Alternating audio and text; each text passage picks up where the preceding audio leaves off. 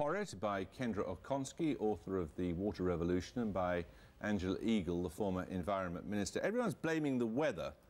Do you think that'll do, Jonathan Porritt?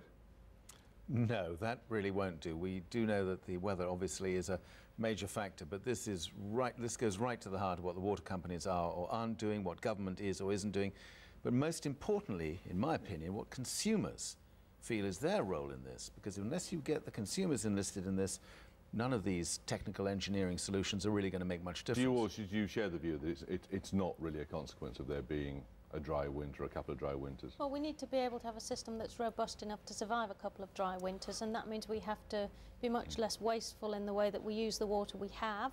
That means the water companies spending much more on repairing the infrastructure, but it also means consumers being much more aware of how they can save water in their own lives. OK, let's look at it in two sections then. How you reduce demand, if you can reduce demand, and how you increase supply.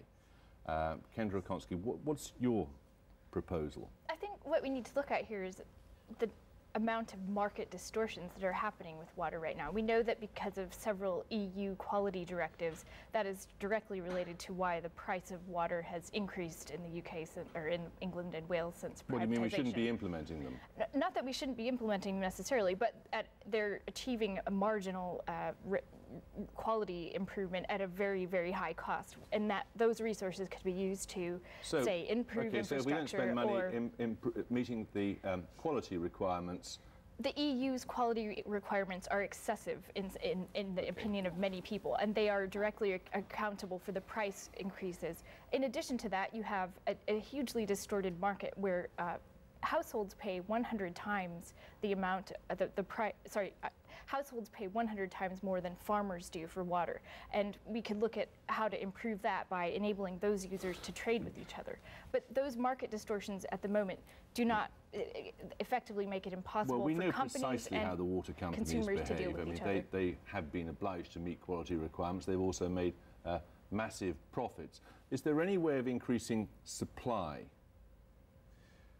Well, yes, and you heard Richard Aylard on your clip a minute ago talking about how Thames Water in particular is going to have to look to new reservoirs in the near future. But I honestly think the debate about supply must follow the debate about demand management, because I know this is the bit that isn't really very sexy and nobody wants to talk about it, but the truth is that we are so hopelessly inefficient about using water in this country, and governments have driven demand management strategies so inadequately for so many years that we've let individual consumers, Kendra's right, we've let farmers off the hook, we've let industry off the hook. If we really pressed the demand management arguments, I'm not saying the supply side stuff would go away, but it would be in a different context. OK, just before we dispense with the supply question, what about the national grid notion? I mean, you hear it trotted out time after time after time.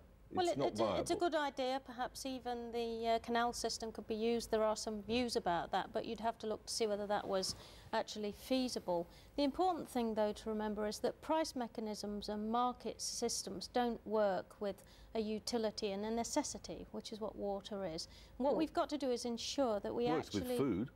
Well, you cannot have a system where you're hoping that price will actually deal with demand when everybody has a certain amount of requirement for water. It's above that requirement where we can begin to be more effective. We know right now that the poor pay more for water because it's not metered. People with meters, like myself, pay less for water because we're charged for every drop.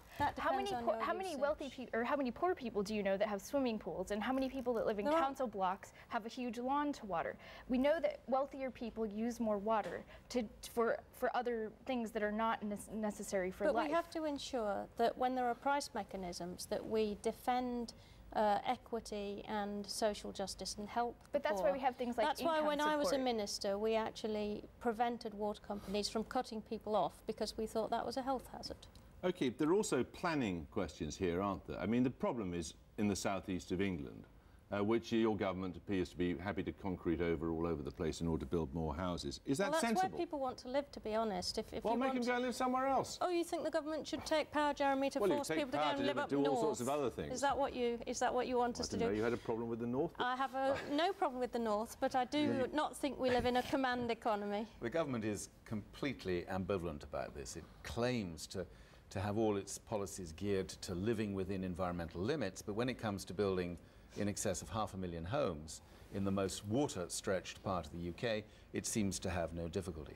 So it doesn't add up at the moment. And the truth is that if a government wants to provide water resources for a growing population in the southeast, it is going to have to get very much more serious about forcing builders to install water efficiency measures as a matter of course, not as an optional extra, but force that through the planning system. Just to be clear what that means that every house would have a use for what's called grey water. Every house would need to be able to collect the grey water and recycle that back, collect the rainwater and bring that back again into use. These are... I don't understand why we have to force builders and everyone to do this. If you had a real dynamic market, which we do not have right now, we have a regulated market.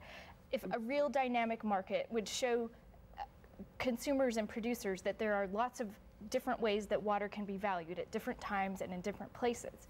And if you had that truly dynamic market, then you would have builders investing in these sorts of grey water. This is like the utility market that Enron created in California, where they ended up making £50 billion of profit. The country of Chile in South America has a completely market-driven water system. It's improved the environment, it's improved agriculture, and it's improved households. 99% of households in Chile have access to clean water. No, but we're not quite happy, are you, with the sort of profits we've seen water companies making? I think that the profits, that question is quite irrelevant at the moment because we have a regulated market.